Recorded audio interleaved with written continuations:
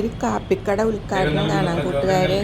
മുന്നോട്ട് പോകാൻ ഉടമസ്ഥരെ സഹായിക്കണമെന്ന് നമുക്ക് പ്രാർത്ഥിക്കാം. ഇതിലൂടെ കടന്നു പോകുന്നവര് ഇത് ഒരു ആശ്രയ കേന്ദ്രമാക്കി മാറ്റാനും അവർക്ക് ഇടയാകുന്നതിന് വേണ്ടി നമുക്ക് പ്രത്യേകം പ്രാർത്ഥിച്ചുകൊണ്ട് ഇതിന്റെ ഉദ്ഘാടന കർമ്മം നമുക്ക് നിർവഹിക്കാം. പരിശുദ്ധാത്മാവിനെ വിളിച്ച് നമുക്ക് പ്രാർത്ഥിക്കാം. സ്നേഹന്മാരിൽ നിറഞ്ഞ പോൽ ശക്തിയേകി നയിക്കണേ.